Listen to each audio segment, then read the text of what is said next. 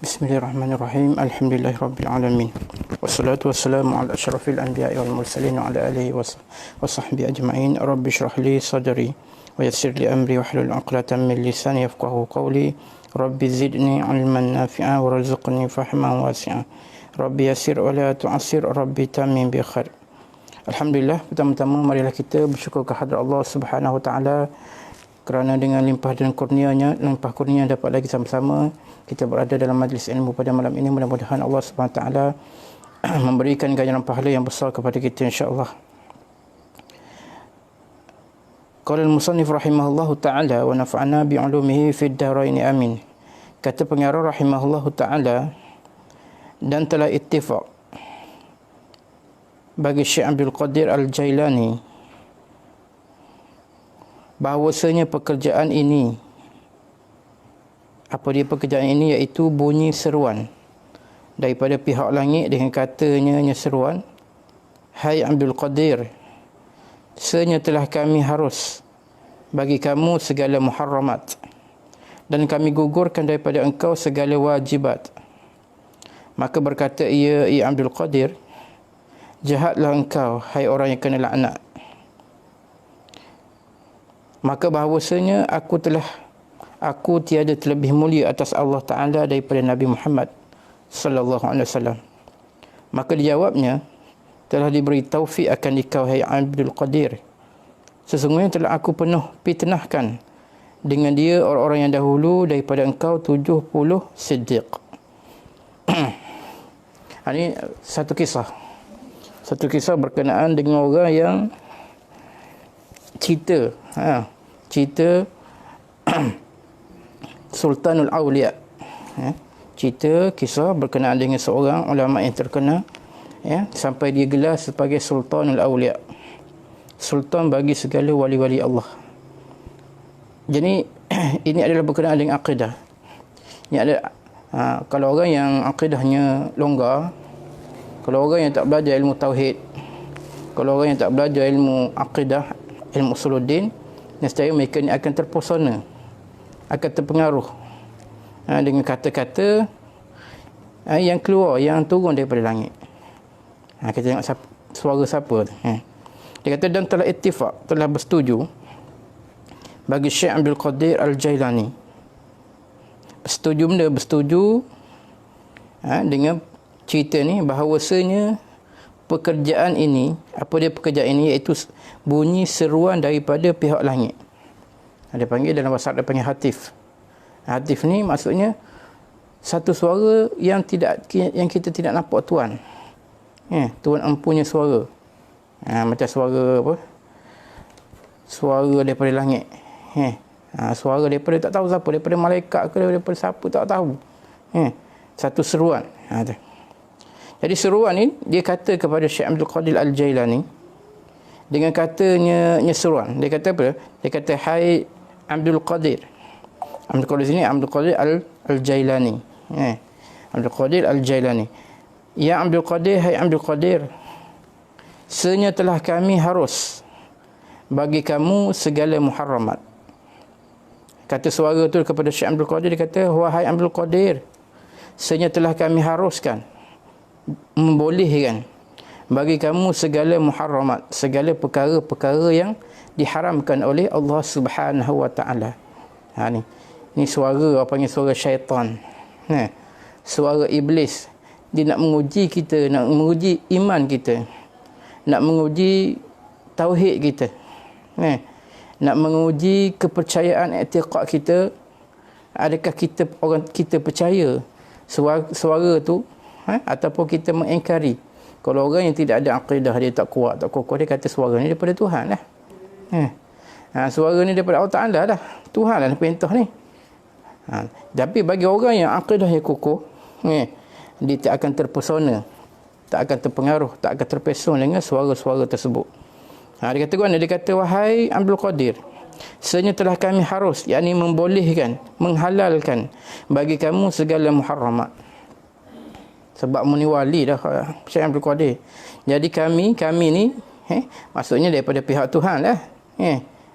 Iblis berlakon, iblis menyamar, maksudnya mereka ni daripada pihak Tuhan. Dia menyamar. Dia kata, segala apa yang diharamkan kepada kamu, wahai Syekh Abdul Qadir, kami haruskan, kami bolehkan, kami halalkan. Mana kata, kalau buat benda haram, tak jadi haram dah. Boleh minum arak, boleh berjudi, boleh berzina, boleh melakukan segala-gala perkara yang ditegahkan oleh Allah SWT kepada orang lain, tapi kamu boleh buat. Itu satu. Dan yang kedua dia kata, dan kami gugurkan daripada engkau ni Abdul Qadir, segala wajibat, segala perkara yang wajib, segala kefarduan, benda-benda yang fardu ke atasmu semua kami gugurkan. Tak perlulah, tak payah buat apa, tak apalah. Antara amalan kefarduan ataupun amalan wajib yang mesti kita kena buat semua, iaitu sembahyang. Kamu tak payah sembahyang, tak perlu sembahyang, tak perlu keluarkan zakat. Tak perlu dah semua tu. Segala kewajipan, segala kefarduan tak wajib lagi di atas kamu, wahai Syekh Abdul Qadir Al-Jailani. Suara tu berbunyi.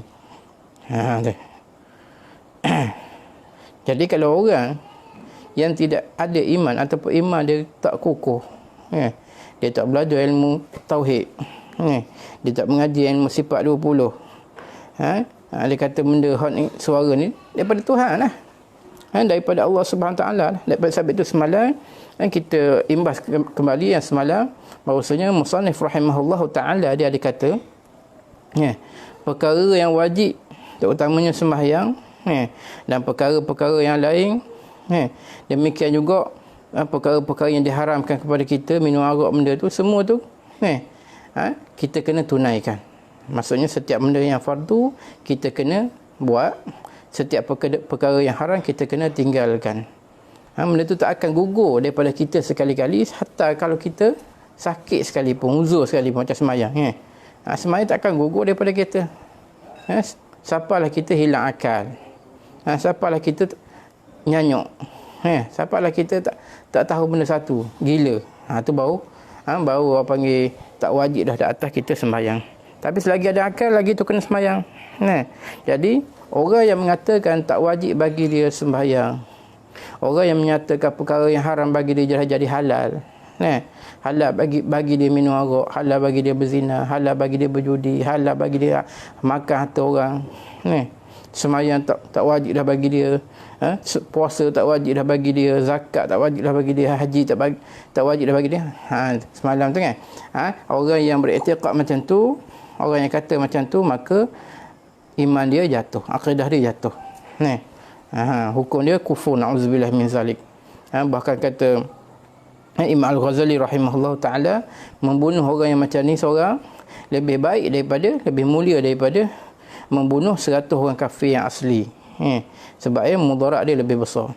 Jadi hari ni kita tengok cerita ni, bertepatan dengan cerita Syekh Abdul Qadir Al-Jailani. Pada satu malam, pada satu ketika, dia ada mendengar satu suara yang datang daripada pihak langit, yang mana suara tu kata kepada Syekh Abdul Qadir Al-Jailani, wahai Syekh Abdul Qadir, mu perkara yang wajib mu tak wajib dah, perkara yang haram mu boleh buat belaka dah. Maksudnya sebab mu dekat dengan Tuhan, mu dah waliullah, mu dah menjadi orang yang hampir kepada Allah Subhanahu Taala, maka mu boleh buat apa saja yang kamu mahu. Benda yang haram dah jadi tak haram, benda yang fardu dah gugur daripada kamu. Jadi suara ni cuba nak memesongkan, nak mempengaruhi Syekh Abdul Qadir Al-Jailani. Apa jawab Syekh Abdul Qadir? Maka berkata ia Syekh Abdul Qadir Al-Jailani, dia kata, jahatlah engkau. Tu Syekh Abdul Qadir kata mana? Dia kata, jahatlah engkau, hai orang yang kena laknat. Siapa dia orang yang kena laknat? Tak lain tak bukan ialah iblis laknatullah. Iblis laknatullah. Iblis laknatullah ni orang yang kena laknat lah. Kita kata iblis laknatullah. Jadi maksudnya Syekh Abdul Qadir dia kenal, dia tahu bahasanya suara yang menyeru kepada dia tadi adalah suara daripada iblis. Sebab iblis ni dia boleh nampak kita sedangkan kita tak nampak dia. Min haitsu la tarawnahum, daripada tempat yang kita tak nampak dia. Dia nampak kita, kita tak nampak dia. Iblis syaitan ni Jadi Abdul Qadir Al-Jailani dia tahu tu bukan suara daripada pihak Allah Subhanahu Wa Taala. Itu adalah suara iblis.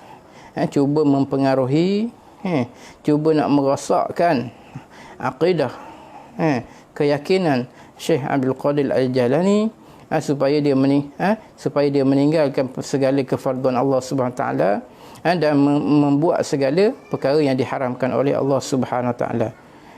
Syekh Abdul Qadir tolak suara tadi. Dia kata, jahatlah engkau wahai orang yang kena laknat. Aku kenal mu ni iblis, nak menyesatkan aku. Tu hak sebut tu salah belaka. Tu. Jadi kalau orang yang tak belajar ilmu tauhid, tak belajar ilmu usuluddin, apa dia pakai ya lah. Oh, aku dah naik martabat ni. Tuhan sendiri iktiraf aku ni. Aku dengar suara daripada langit ni. Tu. Aku dengar suara daripada langit ni. Yang menggugurkan segala kefarduan. Yang mengharuskan segala yang haram. Tu yang menghalalkan aku boleh buat benda haram. Kalau orang tak ada akidah dia ataupun akidah dia lemah, tak keyakinan tak ada, tak belajar ilmu tauhid, maka mereka akan jatuh. Tapi Syekh Abdul Qadir bukan calon-calon orang. Selain dia daripada kalangan awliya, dia adalah seorang yang alim. Seorang yang tahu tipu hela syaitan ni. Dan akidah dia akidah Ahlussunnah wal Jamaah. Dia kata apa? Sama lagi Syekh Abdul Qadir, dia kata, jahatlah engkau wahai orang yang kena laknat, maka bahawasanya aku ni Syekh Abdul Qadir, aku ni tiada terlebih mulia atas Allah Ta'ala daripada Nabi Muhammad sallallahu alaihi wasallam. Syekh Abdul Qadir kata, aku ni bukannya lebih mulia daripada Nabi Muhammad sallallahu alaihi wasallam. Setara Nabi Muhammad sallallahu alaihi wasallam, dia orang yang paling dekat dengan Allah Ta'ala. Nama dia dibaca seiring dengan nama Allah, la ilaha illallah Muhammadur Rasulullah. Bila sebut kalimah la ilaha illallah, mesti ada Muhammadur Rasulullah.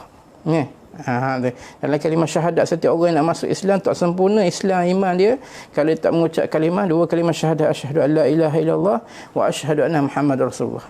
Menunjukkan Nabi Muhammad tu orang yang paling hampir dengan Allah Ta'ala. Kekasih Allah Ta'ala, orang yang Allah Ta'ala paling sayang sekali daripada kalangan makhluk dia. Setara Nabi Muhammad sallallahu alaihi wasallam yang menjadi habibullah, kekasih Allah tu pun sehari semalam semayang tak pernah tinggal. Semayang malam sampai bekok kaki-kaki. Tu. Kalau kira dia dekat dengan Nabi dah, Nabi Muhammad SAW dekat dengan Tuhan dah, tak payah semayang lah. Sebab martabat dia tinggi lah. Tak perlu semayang, tak perlu puasa, tak perlu berjihad. Suruh orang lain je lah buat. Dia duduk rumah je lah, duduk relax je lah. Bos kan. Tapi Nabi lah orang yang paling kuat berjihad. Nabi lah orang yang paling kuat semayang di tengah malam. Nabi lah yang paling kuat ibadah dia kepada Allah Subhanahu Taala. Sampai bekok-bekok kaki, kata Siti Aisyah, isteri Nabi sallallahu alaihi wasallam. Malam tak tidur Nabi. Semayang, baca Quran, berzikir. Jadi setara Nabi tu begitu hebat ibadat dia. Patutnya Nabi lah lebih berhak digugurkan segala fardu. Dihalalkan segala yang haram. Kata Syekh Abdul Qadir, aku ni bukan lebih mulia daripada Nabi Muhammad sallallahu alaihi wasallam. Setara Nabi tu pun tak gugur fardu semayang dia. Setara Nabi pun buat ibadat tak berhenti. Takkanlah aku nak berhenti buat ibadat kepada Allah Subhanahu Taala. Jadi Syekh Abdul Qadir dia kenalnya adalah seruan daripada syaitan, daripada iblis, cuba nak menyesat, nak mempengaruhi dia. Habis. Tu kata Syekh Abdul Qadir Al-Jailani. Maka dijawabnya suara tadi. Maka dijawabnya suara daripada pihak langit, iaitu syaitan, iblis tadi. Apa dia jawab? Dia kata, telah diberi taufik akan dikau, hai Abdul Qadir. Kata, oh Syekh Abdul Qadir, Abdul Qadir mu ni nampak gayanya tak makan pujukan, tak dipengaruhi, tak terpengaruh dengan ajakan bujukan suara aku ni. Mu ni telah diberi taufik oleh Allah Subhanahu Wa Taala. Apa maksud taufik? Maksud taufik itu maksudnya diberi kekuatan oleh Allah Subhanahu Wa Taala kepada hamba-Nya dalam berbuat taat. Maksudnya dia ni tak terpedaya dengan maksiat. ataupun seruan syaitan yang diseru kepada Syekh Abdul Qadir. Mu dapat taufik wahai Abdul Qadir. Telah diberi taufik akan dikau Abdul Qadir. Kata suara tu. Sesungguhnya telah aku fitnahkan dengan dia seruan ini orang-orang yang dahulu daripada engkau 70 orang siddiq. 7 siddiq. Siddiq ni daripada golongan orang yang hampir kepada Allah SWT. Orang yang benar perkataan dia. Benar iman dia. Benar tutur kata dia. Benar dengan Allah Subhanahu Wa Taala. Ni siddiq daripada kalangan orang-orang soleh.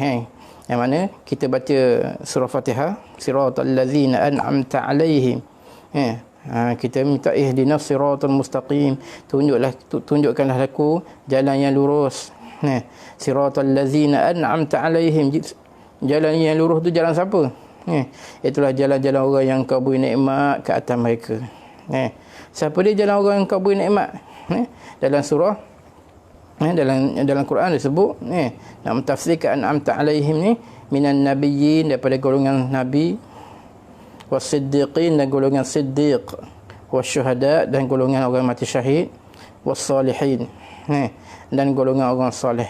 Jadi nak kata siddiq ni adalah golongan yang Allah Ta'ala beri nikmat kepada mereka itu dengan satu nikmat yang bukan semua orang boleh dapat nikmat ni, nikmat siddiq ni. Kita minta dengan Allah Ta'ala supaya kita termasuk dalam golongan ni, termasuk dalam golongan siddiqin. Maksudnya golongan siddiqin, golongan yang hampir kepada Allah SWT, golongan yang diiktiraf oleh Allah SWT sebagai golongan daripada golongan ahli syurga, golongan yang mendapat petunjuk daripada Allah SWT, golongan yang Allah Ta'ala janjikan dengan nikmat di dunia dan di akhirat. Tapi ada juga daripada kalangan siddiq ni terpengaruh dengan kata-kata suara seruan daripada langit, yang mana mereka ni, kata iblis, ada kata orang terdahulu daripada mu 70 orang siddiq terpengaruh dengan apa yang aku cakap ni. Maksudnya orang yang kuat iman pun kadang-kadang tu boleh terpengaruh. Tapi Syekh Abdul Qadir ni Allah Ta'ala lindung dia, Allah Ta'ala jaga dia. Dia kata aku telah fitnahkan dengan dia dengan suruhan ni orang-orang yang dahulu daripada engkau 70 siddiq. 70 orang siddiq, 70 orang yang hampir dengan Allah SWT, orang yang telah diberikan pengiktirafan daripada Allah SWT yang mereka ni siddiq.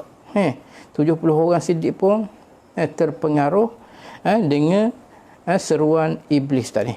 Mana iblis kata ke mana? Iblis kata mu tak payah dah semayang bang, gugur dah kewajipan, segala benda yang haram mu boleh buat dah sebab mu dekat dengan Tuhan. Maka mereka terpengaruh 70 orang, bukan sikit-sikit 70 orang. Tapi mu ni wahai Syekh Abdul Qadir Al-Jailani terselamat daripada seruan aku. Di sini kita boleh lihat, habis itu kita minta dengan Allah Subhanahu Wa Taala dilindungi kita daripada seruan, suara, ajakan iblis yang kadang-kadang itu menyebabkan kita terpesong daripada landasan agama Allah Subhanahu Taala. Sikit je sebenarnya. Bila kita rasa dengar suara tu, aku ni dah dekat dengan Tuhan, ni wali Allah dah ni, tak perlu dah semayang bang ni. Tak perlu dah berjihad fi sabilillah ni. Tak perlu dah puasa ni, tak perlu buat ibadat, tak perlu dah baca Quran. Kalau kita lah macam tu lah, menunjukkan iman kita ni kurang. Setara orang yang iman kuat pun, siddiqin pun ada yang terpengaruh. Habis tu kita minta berlindung dengan Allah Subhanahu Taala daripada terkena ataupun terpengaruh dengan rayuan syaitan. Ni syaitan dia, iblis ni, dia merayu ataupun dia mengajak secara terang-terang. Macam kita orang awam biasanya dia tak perlu terang-terang.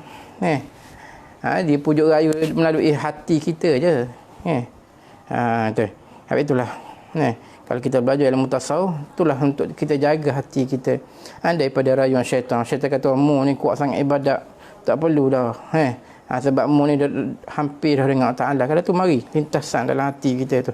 Ajakkan daripada syaitan tu. Habis tu kita kena belajar juga ilmu tasawuf untuk jaga hati daripada terkena bisikan, pujukan, rayuan syaitan dan iblis alaihi la'natullah. Jadi nak kata ni sini cerita apa? Cerita berkenaan dengan walaupun seorang tu martabat dia tinggi, dah sampai tarah wali dah. Zaman Syekh Abdul Qadir Al-Jilani digelar sebagai Sultanul Awliya, raja bagi segala wali-wali, tapi kefarduan tu masih lagi tak lepas, kefarduan tu tak gugur lagi. Tu. Jangan kita rasa kita dekat Tuhan tak perlu dah sembahyang bang. Kita dekat dengan Tuhan tak perlu dah baca Quran. Kita dekat dengan Tuhan tak perlu perkara haram boleh dah kita buat. Itu adalah apa panggil keyakinan ataupun i'tiqad yang salah, sebagaimana yang disebutkan oleh Imam Al-Ghazali rahimahullah taala baru ni, itu boleh menyebabkan akidah kita gugur, menyebabkan akidah kita jatuh. Habis. Tu cerita berkenaan dengan Syekh Abdul Qadir Al-Jilani dengan satu suara yang dia dengar daripada pihak langit, itulah suara syaitan. Kadang-kadang tu suara tu dia banyak suara tu, kadang tu suara daripada iblis, syaitan. Kadang tu suara daripada malaikat. Suara malaikat tu kadang tu dia nak menguji kita. Dan demikian lagi zakat. Jika ada engkau mempunyai harta.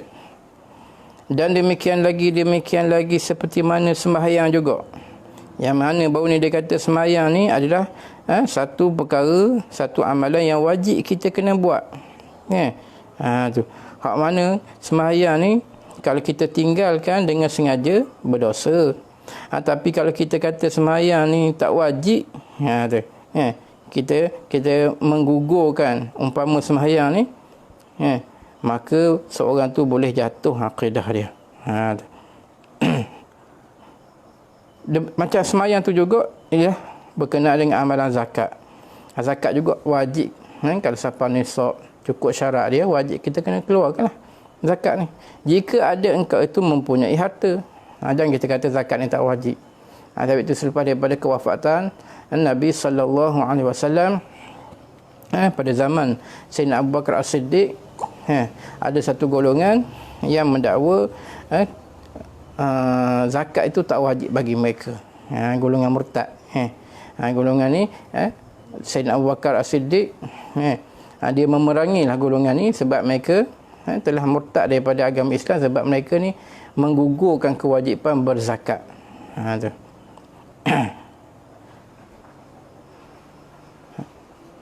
Jadi zakat ni juga tak boleh kita nak gugurkan daripada kewajipan. Kalau kita punya harta, kita kena keluarkan. Dan puasa Ramadan, demikian juga puasa Ramadan adalah puasa yang wajib. Tak boleh kita kata tak wajib dah aku puasa Ramadan. Tak boleh. Dan haji, demikian juga haji. Tu. Kewajipan haji tak akan gugur kalau dia dah cukup syarat-syarat dia. Tahun ni tak nak pergi haji ke Mekah, nak melancong je, tak boleh. Sedangkan syarat-syarat wajib haji dah ada dah pada dia. Tiba-tiba dia tak mengerjakan haji dan dia kata haji tu tak wajib, maka boleh menyebabkan akidah dia juga jatuh. Dan haji jika berhadap wajib atasmu, kalau wajib dah lah, cukup syarat dia. Kemudian maka hendaklah engkau mengkosak dengan amalan itu seperti barang yang disuruh. Lalu bila perkara-perkara tadi kita dah tahu semua tu ada wajib sembahyang, wajib zakat, wajib puasa, wajib haji, wajib. Bila kita dah tahu semua tu wajib, bila kita buat, dia kata maka hendaklah engkau mengkosak. Kita niat dengan amalan itu seperti barang yang disuruh. Maksudnya kita buat tu jangan kita buat terpaksa. Jangan kita buat tu sebab nak ganjaran benda-benda. Tak ikhlas. Iaitu dengan ikhlas. Itulah kita buat amalan ni berdasarkan kepada ikhlas kepada Allah Subhanahu Ta'ala. Mukhlisina lahuddin. Maksudnya kita kena buat satu amalan sembahyang, puasa, zakat, haji semua sekali ni kita kena ingat ini kita buat kerana Allah Subhanahu Ta'ala. Perintah daripada Allah Subhanahu Ta'ala. Allah Ta'ala suruh. Allah Ta'ala perintah. Dan sidq. Dan sidq, yakni sucikan hatimu dengan amal itu bagi Allah Ta'ala. Maksudnya kita kena buat amalan-amalan yang disuruh oleh Allah Ta'ala, kewajipan ataupun benda yang sunat tadi. Kita kena ingat, kita kena sucikan hati kita dengan buat amalan tadi bagi Allah Ta'ala, untuk Allah Ta'ala, sebab Allah Ta'ala perintah. Dengan bahawa tiada disekutukan pada amalnya itu akan yang lain daripada Allah Ta'ala. Yang mana kita ingat kita buat amal ni bukan kita kena sebab malu kat orang tu. Aku semayang ni sebab malu kat orang tu. Aku bersedekah ni sebab nak tunjuk ni aku ada harta ni. Tu. Jangan. Jangan kita sekutukan amalan kita yang lain daripada Allah Ta'ala. Dan bahawa adalah qasadmu itu mendirikan hak ubudiyah. Kita kena ingat, kita buat ibadat tadi tu kita kena qasad, kita kena niat. Sebab kita semayang, puasa, zakat, haji, semua tadi lah ibadah benda tu sebab kita nak mendirikan hak ubudiyah, hak kehambaan kita kepada Allah SWT. Sebab kita ni hamba. Kita kena ingat kita diciptakan oleh Allah SWT atas dunia ni bukan untuk main-main. Wa ma khalaqtul jinna wal insa illa liya'budun. Dan tidak aku ciptakan, tidak aku jadikan manusia dan jin itu illa liya'budun, kecuali akhir pekerjaan dia itu supaya dia beribadah kepada Allah SWT. Kita diciptakan ni adalah untuk kita beribadah kepada Allah SWT. Kita kena ingat kita ni hamba. Allah itu Tuhan kita. Kita ni milik dia. Kita kena ingat. Dan mendirikan dan menzahirkan rububiyahnya Allah. Dan kita nak mendirikan dan nak menzahirkan ketuhanan Allah Subhanahu Taala. Habis itu kita beribadah. Maksudnya kalau kita tak ibadah pun Allah Taala tetap berkuasa. Allah Taala tetap Tuhan. Tapi kita nak menzahirkan ya Allah Taala tu Tuhan. Habis itu kita buat ibadah. Maka janganlah engkau tamak kepada yang lain daripadanya ya Allah. Sama ada sawabnya ya Allah. Sawab tu pahala. Ataupun jannahnya ya Allah, jannah tu syurga. Ataupun narnya ya Allah, nar tu neraka. Dia kata maka janganlah engkau tamak kepada yang lain daripadanya ya Allah. Kita buat ibadah ni bukan kerana Allah, tapi kita niat kita buat ibadah ni sebab kita nak pahala semata-mata. Kalau aku tahu semayang ni tak ada pahala, aku tak ambuh semayang. Aku tak nak semayang. Kalau aku tahu puasa ni tak ada ganjaran pahala, aku tak nak puasa. Sebab dia puasa tu sebab mana? Sebab nak pahala je, bukan kerana Allah Ta'ala. Itu dia panggil tak ikhlas. Walaupun setengah ulama membolehkan kita niat macam tu. Setengah ulama kata boleh niat macam tu. Tapi kebanyakan ulama kata itu tak dipanggil ikhlas juga. Bukan kerana Allah. Dia niat sebab nak pahala. Dia niat ibadat ni sebab nak jannah, nak syurga Allah Ta'ala. Kalau tak dapat syurga, tak nak dia buat ibadat, dia kata. Maka tu juga bukan ikhlas. Dia buat ibadat ni sebab dia takut kepada neraka je. Kalau bukan neraka ke, aku tak nak buat ibadah ni. Kalau aku tak kalau bukan kerana neraka, aku tak tinggal maksiat ni. Maksudnya dia meninggalkan maksiat ibadah tu kerana neraka ni juga dia panggil bukan kategori ikhlas. Maka janganlah engkau minta balas akan amal kamu kerana amalmu itu nikmatnya. Nikmatnya ia menyatakan daripadamu. Dia kata maka jangan engkau minta balas atas amal kamu. Jangan. Kita buat semayang, kita baca Quran, kita berzikir, kita puasa, kita bersedekah. Jangan kita niat dengan ibadat-ibadat kita tadi, amalan-amalan kita tadi, kita minta Tuhan balas. Mu kena balas wahai Tuhan, apa aku buat ni. Mu kena balas wahai Tuhan, apa yang amalan aku buat ni. Balaslah dengan syurga ke, balaslah dengan pahala ke aku nak. Maksudnya kita minta Tuhan balas amalan kita. Jangan. Tu. Sebab apa? Kerana amalmu itu nikmatnya. Nikmatnya ya Allah. Amalan kita sebenarnya nikmat sebenarnya. Tak perlu kita minta balas. Kalau Allah Ta'ala nak balas, tak ada masalah. Kita jangan minta. Nikmatnya ia ya Allah menyatakan daripadamu. Sebabnya nikmat pahala ni adalah nikmat yang Allah berikan kepada kita. dan berkehendak syukur atas nikmatnya, tiada ada jalan engkau minta balas amal dengannya. Tu Sedangkan bila nikmat, kita nak buat pahala, kita buat amal ibadat ni sebenarnya nikmat daripada Allah Subhanahu taala. Tak boleh kita minta balas. Sebab amalan kita tu sebenarnya nikmat. Jadi sedangkan nikmat ni kita kena bersyukur. Dan berkehendaklah syukur atas nikmat. Patutnya bersyukurlah aku boleh dapat sembahyang hari ni. Bersyukurlah kita. Bersyukurlah aku kepada Allah Ta'ala sebab aku ingin dapat bersedekah. Bersyukurlah aku kepada Allah Ta'ala sebab hari ni aku boleh mengerjakan ibadah. Aku boleh buat tu, aku boleh buat amalan, amalan kebaikan. Kita patut kena bersyukur. Bukan dengan amalan tadi kita minta Tuhan balas. Sebabnya apa?